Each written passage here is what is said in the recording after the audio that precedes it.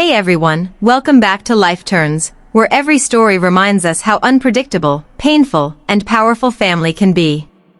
Today's story is one that still shakes me to my core, not because of what happened at my sister's wedding, but because of what it taught me about love, pride, and betrayal. So, sit back, because this isn't just a wedding story, it's the moment my whole world shattered in front of a crowd that clapped for the wrong person. I was always told family comes first. That blood doesn't matter as long as love is real. My parents used to say I was their miracle, their little blessing from a stormy time. I was adopted when I was 4. I didn't know much about my birth parents, and honestly, I never cared. My mom and dad gave me everything, a home, warmth, and love. But there was always one person who made sure I never forgot I was different. My older sister, Caroline. Caroline was everything I wasn't: confident, beautiful, the golden child. Even when we were little, she'd whisper, "You're not really one of us," just loud enough for me to hear. Our parents would brush it off as sibling teasing, but I knew those words had poison in them. Still, I tried to be the better person. I studied hard, built a career, and eventually, I became successful enough to buy my parents their dream vacation, pay off some debts, and yes, even help Caroline a few times when she needed money. I thought love could erase the label adopted. I was wrong. When Caroline got engaged, my parents were over the moon. They wanted it to be the wedding of the century. Caroline, of course, had a list: designer dress, a country club venue, a live band, you name it. I didn't mind helping out. I offered to cover some costs, just to ease the pressure. But somehow, some turned into most. By the time everything was booked, I'd paid nearly $30,000. I told myself it was worth it, because this was family. She was my sister. I wanted her day to be perfect. The weeks leading up, the wedding were chaos. Caroline barely spoke to me unless she needed something, a florist change, a deposit, or to check in about the balance left on the catering. I ignored the sting and smiled. Mom would say, "You're such a blessing, honey. One day, she'll appreciate it." I wanted to believe that so badly. Maybe on her wedding day, she'd hug me and say, "Thank you for everything." But that moment never came. The big day arrived, sunlight spilling over the lake, the sound of violins, guests dressed like royalty. It was perfect. And for a few hours, I let myself believe that maybe, just maybe, we'd all be happy that day. I wore a soft blue gown, my hair pinned up, a proud sister watching her sibling walk down the aisle. But the peace didn't last long. During the reception, the venue staff brought out the seating chart. My name wasn't there. I thought it was a mistake. I laughed awkwardly and told the planner, "I'm the bride's sister, maybe it's under family?" But she frowned and said, "I'm sorry, your name isn't listed anywhere." My heart sank. I walked up to Caroline, who was glowing under the fairy lights, surrounded by friends and photographers. I tapped her shoulder gently and whispered, "Hey, I think there's been a mistake with my seat." Caroline turned slowly, her smile fading into something sharper, smug, cold. And then she said the words that burned into my memory forever: "Go find another table, adopted girl." At first, I thought I'd misheard. The music was loud, people were laughing, but then she smirked, the kind of smirk that cuts deeper than any scream. Her friends gasped. One even laughed nervously. I stood frozen. My hands trembled, my chest tightened, and for a moment, I couldn't breathe. I wanted to disappear. $30,000. Months of planning. Endless patience. And she'd reduced me to one word: adopted. Everyone nearby went silent. My mom rushed over, her face pale. "Caroline," she hissed, but Caroline just shrugged and said, "What? She's not real family. She doesn't need to sit with us." My dad's jaw dropped. I looked at him, silently begging him to defend me. But he just looked away. Maybe he was embarrassed. Maybe he was afraid.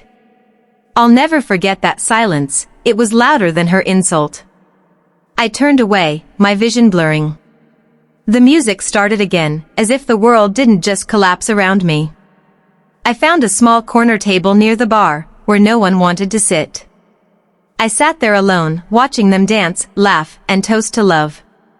My hands shook as I held my glass of champagne, not because of anger, but heartbreak. Every sparkle of her dress, every cheer, felt like a reminder of what I wasn't allowed to be, family. At one point, the photographer came by and asked if I wanted a picture with the bride.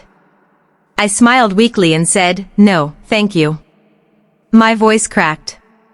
I excused myself and stepped outside, into the cold night air. The lake shimmered under the moonlight, and for the first time in years, I cried like a child. Not because of the insult, but because I realized I had been buying love that was never real. I stood there for what felt like hours. Guests passed me, some avoiding eye contact, others whispering. My mom finally came outside, tears streaking her makeup. "Sweetheart, please don't leave," she said softly. She didn't mean it. But I knew she did. Caroline always meant it. Every jab, every look, every time she called me lucky in that mocking tone. That night, she said what she'd been wanting to say for years, and she said it loud enough for everyone to hear. I looked at my mom and whispered, "I paid for this, Mom. I paid for every bit of this." And she still found a way to make me feel like I don't belong. Mom broke down crying. She tried to hug me, but I stepped back. "You told me family comes first," I said. "But I think you meant her." I walked to my car, heels clicking on the pavement like thunder in the quiet night. I looked back one last time, the lights, the music, the laughter. And I realized something powerful. You can spend your whole life proving your worth to people who already decided you're less. And no amount of love or money will ever change that. The drive home felt endless. My phone buzzed non-stop, texts from relatives, missed calls from my mom, even a few from Caroline's friends saying things like, "She didn't mean it that way," or "Don't make a scene." I laughed bitterly through tears. Isn't that what they always say? Don't make a scene. As if being humiliated in front of hundreds of people wasn't already enough of a scene. When I got home, I kicked off my heels, ripped off my dress, and just sat on the floor, staring at the bills I'd paid for that wedding. $30,000, money I'd saved for years, gone in the name of family. Every receipt was a reminder that I had literally funded my own rejection. That night, I decided I was done. Done chasing approval. Done begging for a seat at a table that was never meant for me. The next morning, I didn't answer anyone's calls. I turned off my phone and drove out of town to a small cabin I'd rented for a weekend once. It was quiet, birds, wind, the smell of pine. I sat by the fire and tried to remember a time when I felt like I truly belonged. But every memory I replayed had Caroline's shadow somewhere in it, her teasing, her smirks, her constant reminder that I wasn't real. 2 days later, my mom showed up at the cabin. She looked exhausted, holding a box in her hands. I didn't say anything. I just opened the door and let her in. She placed the box on the table. "These are from the wedding," she said softly. "Photos, favors, some leftovers." I didn't look at them. She hesitated, then added, "Caroline, she feels terrible." I almost laughed. Terrible because I left, or because people saw? Mom's eyes filled with tears. "Sweetheart, she made a mistake. You know she has a temper." I turned to her slowly and said, "A mistake is forgetting someone's birthday. A mistake is saying something mean in the heat of the moment." But what she did was planned. She had to approve that seating chart, Mom. She made sure my name wasn't there. That wasn't anger, that was cruelty. Mom didn't know what to say. She just sat there, silent. For years, she'd been the peacemaker, the one who'd say, "Family fights, but we always come back together." But I was tired of being the one who always came back. "Mom," I said quietly, "do you ever think maybe some family bonds aren't broken? They were never real in the first place?" She started crying harder, and for the first time, I didn't move to comfort her. I couldn't. My heart was empty. She left after an hour, leaving the box behind. I didn't open it for days. When I finally did, I saw a photo on top, Caroline smiling in her white dress, holding her champagne glass, surrounded by friends. And in the corner of the photo, I could see my chair. Empty. I remember whispering to myself, "That's my seat. I paid for that." Something inside me shifted that day. I wasn't angry anymore, I was free. For years, I'd thought love meant proving yourself. That if I gave enough, helped enough, forgave enough, eventually they'd see me as one of them. But that wedding showed me the truth. Real family doesn't need proof. Real family doesn't put you in the corner. A few weeks later, I got a call from the wedding planner. She said the final payment for the catering had bounced because Caroline never cleared her portion. She asked if I could help settle it since I'd been the main payer. I took a deep breath and said, "No. That's between you and Mrs. Caroline."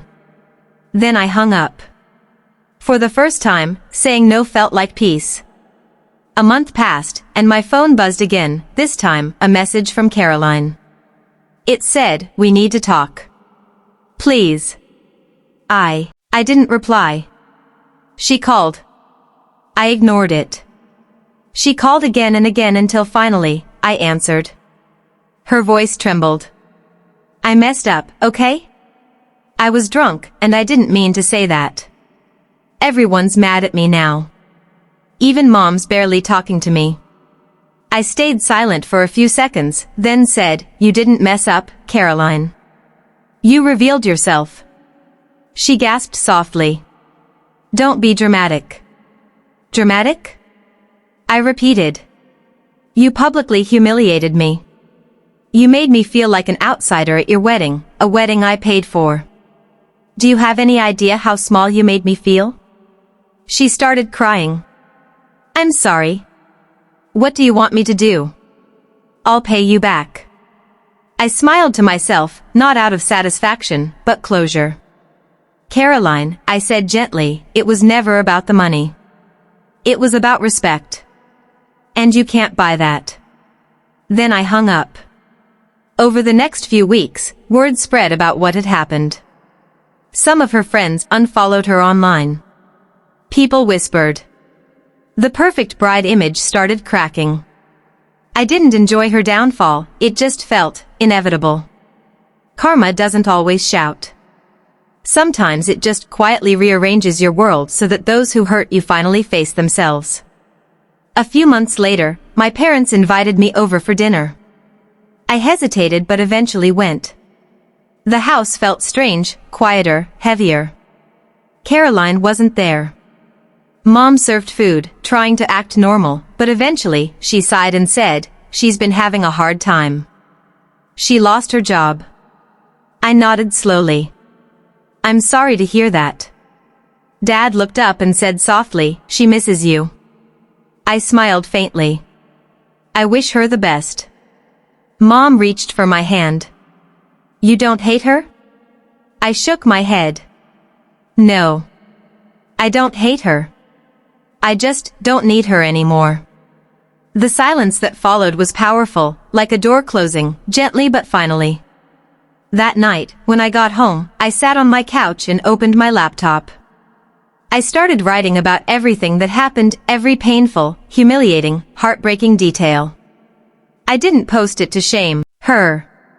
I wrote it to release myself. To remind anyone reading that love isn't proven through sacrifice, it's felt through kindness, respect, and truth. I titled it, "At My Sister's Wedding, She Called Me Adopted, After I Paid for It." Within a week, it went viral on a storytelling page. Thousands of people commented, strangers who said, "You're not alone, family isn't blood, it's loyalty, and you did the right thing." Reading those messages healed something in me that my family never could. For the first time, I realized I wasn't just the adopted girl. I was the woman who survived rejection and built her own peace from the ruins of someone else's pride. After that story went viral, I started receiving messages from people all over the world. Some told me they'd gone through the same thing, forgotten at family gatherings, insulted by siblings, treated like they didn't belong. Others said my story gave them the courage to finally walk away from toxic relatives.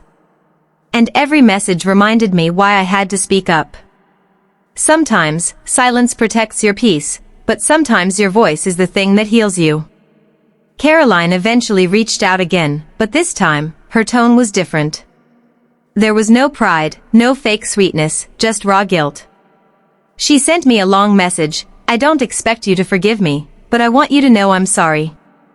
I lost everything trying to keep up appearances, and you were the only one who ever stood by me. I see that now. I read that message 3 times. The old me would have replied immediately, rushing to comfort her, trying to fix things. But this time, I took a deep breath and let it sit. I didn't owe her my forgiveness, at least not yet. Forgiveness isn't a door you walk through, it's one you build, brick by brick, when you're ready. Weeks passed, and life moved on. I focused on my work, my friends, my own little world that finally felt peaceful.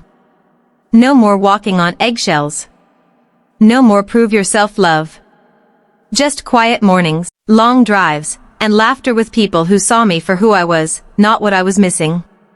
One afternoon, my mom called. Her voice was soft, trembling. "Sweetheart," she said, "your sister's in the hospital. She fainted at work." My heart sank. No matter how much pain she caused me, she was still the girl I once shared bedtime stories with, the sister who used to braid my hair when no one was watching. I couldn't ignore that. I went. When I walked into the hospital room, she looked nothing like the perfect bride from that night. Her hair was messy, her face pale, and when she saw me, tears filled her eyes. "You came," she whispered. "I did," I said simply. She reached out her hand, hesitant, like she didn't believe I'd take it. I did. Her grip was weak, trembling. "I've been horrible to you," she said. "You gave me everything, and I made you feel like nothing." For a moment, I couldn't speak. The walls of pride she'd built for years had finally fallen, and what I saw wasn't arrogance anymore, it was regret. Deep, aching regret. I sat beside her and said softly, "I used to think I wasn't enough. That if I worked harder, loved more, maybe one day you'd see me as your sister. But the truth is, I was always your sister. You just couldn't see it until now." Tears rolled down her cheeks. "Can we start over?" she asked quietly. I sighed. "Maybe. But starting over doesn't mean forgetting. It means learning." She nodded slowly, her eyes closing. For the first time in years, the silence between us wasn't heavy. It was healing. When I left that hospital room, I felt something I hadn't in a long time, closure. Not the kind that comes from revenge or karma, but the kind that comes when you finally stop needing anyone to validate your worth. Months later, Caroline started therapy. She reached out to me a few times, small steps. A birthday card. A message saying, "I hope you're doing okay." It wasn't perfect, but it was progress. One day, she invited me for coffee. I hesitated, but something told me to go. When I arrived, she looked nervous, holding a small box in her hands. "I wanted to give you this," she said. Inside was a silver bracelet with 2 engraved words, "My sister." I looked up at her. She smiled faintly, and for the first time, it wasn't fake. "You don't have to forgive me today," she said. "But I want you to know I'm trying." I nodded slowly. Trying is a good start. We talked for hours that day. About childhood memories, about mom and dad, about the wedding. She admitted she'd been jealous for years. That my success, my calmness, my independence made her feel small. "It's no excuse," she said, "but I hated that you were the one everyone relied on. And instead of appreciating it, I punished you for it." I told her something I'd only recently learned to say, jealousy doesn't make people evil. But letting it control you does. The day you called me adopted girl wasn't your worst day, it was the day you showed the world your wound. I just happened to be standing close enough to feel it. She cried quietly. I reached across the table and said, "We can't change the past, Caroline. But we can decide it doesn't define us." As we hugged goodbye that day, I realized something profound. Healing isn't about erasing the scars. It's about owning them. It's about saying, yes, this hurt me. But it doesn't control me anymore. Now, when I look back on that wedding night, I don't see pain anymore.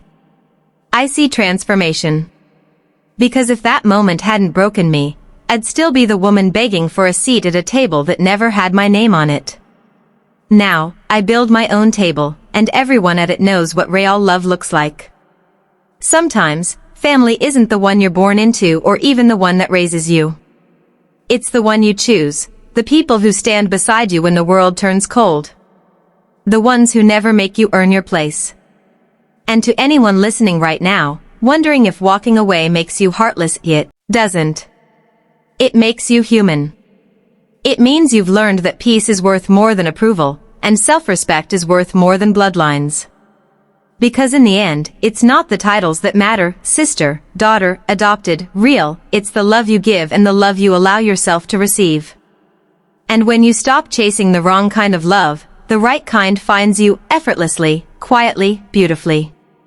This story isn't about revenge or sadness anymore. It's about freedom. The freedom that comes when you realize that being adopted isn't a label of shame, it's a story of being chosen. Wanted. Loved. Twice. So if you've ever been pushed aside, looked down on, or told you don't belong, remember this, you do. You always did. You just had to stop sitting at the wrong table to see it.